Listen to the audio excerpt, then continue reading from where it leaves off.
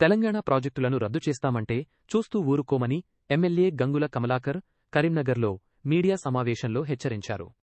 కేసీఆర్ లేకపోవడం వల్లే కేంద్రం ఇలాంటి ఆలోచన చేస్తోందన్నారు.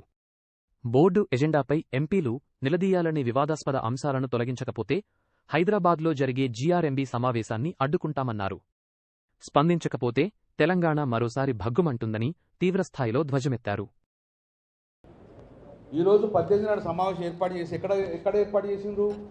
తెలంగాణలో, అది హైదరాబాద్లో. తెలంగాణ గడ్డ మీద నిలబడి తెలంగాణ ప్రాజెక్టు క్యాన్సిల్ చేస్తామంటే ఎంత ధైర్యం వీళ్ళకు? ఇప్పుడు ఏ ధైర్యం తీసుకొని వస్తుండ్రు? ఎవరు ఎన్నుకుని నడిపిస్తున్నారు? అంటే తెలంగాణ గడ్డకచ్చి మీ అన్ని కూడా రద్దుపరుస్తాం అంటే మళ్ళీ తెలంగాణ ఎడారి కావాలి, ప్రాజెక్టులను ఉడకపోవాలి, నీళ్ళని కూడా చక్కగా పోయి మళ్ళీ ఆంధ్రకి చేరాలి. ఇదేగా 40-50 సంవత్సరాలు దరిద్రం మళ్ళీ తీసుకొచ్చే ప్రయత్నంలో భాగంగా ఈరోజు అప్పటి నుంచి మనకు కేంద్ర ప్రభుత్వం నష్టం చేసింది, ఆంధ్రప్రదేశ్ నష్టం కూడా తెలంగాణ నష్టం చేసింది. మళ్ళీ ఇప్పుడు కేసీఆర్ ముఖ్యమంత్రి లేడు కాబట్టి మళ్ళీ ఈరోజు రద్దు చేసి మళ్ళీ గత ఏడాది ఎట్లా ఉందో ఆ ఏడాది తీసే ప్రయత్నంలో భాగమే ఈరోజు 18 నాడు ఏజెండా. ఇది రేపు పార్లమెంట్ నడుస్తుంది. పార్లమెంట్లో కాంగ్రెస్ పార్టీ ఎంపీలు ఉన్నారు, బీజేపీ పార్టీ ఎంపీలు ఉన్నారు. తెలంగాణ పుట్టిన 17 మంది ఎంపీలు కూడా రేపు పార్లమెంట్కి అటెండ్ అవుతారు. దీనికి సమాధానం చెప్పుకుంటే దీనికి సమాధానం చెప్పేసి 18న జరిగే ఎజెండాలో ఈ ఐటెం తీయకపోతే రేపు తెలంగాణ సమాజం మిమ్మల్ని క్షమించదు.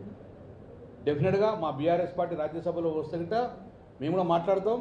ఈ 18వ తారీఖు నాడు జరిగే ఎజెండాలో తెలంగాణ ప్రాజెక్టులు రద్దు విషయం అనేది క్లియర్గా ఎజెండాగా తీయకపోతే మాత్రము తెలంగాణ సమాజం మళ్ళొక్కసారి రోడ్డుల పరిస్థితి. ఈ ఎక్కడైతే సమస్య పడుతుందో డెఫినెట్గా మేము దాన్ని ముట్టడించే ప్రయత్నం కూడా చేస్తాము.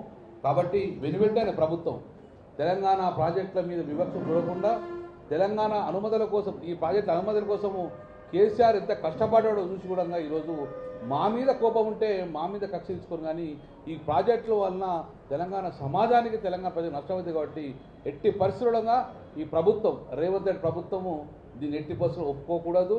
ఎట్టి పరిస్థితులు బీజేపీలో ఒప్పుకోకుండా ఎజెండాలు ఐటమ్ తీస్తేనే తెలంగాణ సమస్యలు లేకుంటే తెలంగాణ సమాజం మొత్తం కూడా భగ్గుమనే ప్రయత్నం చేస్తుంది.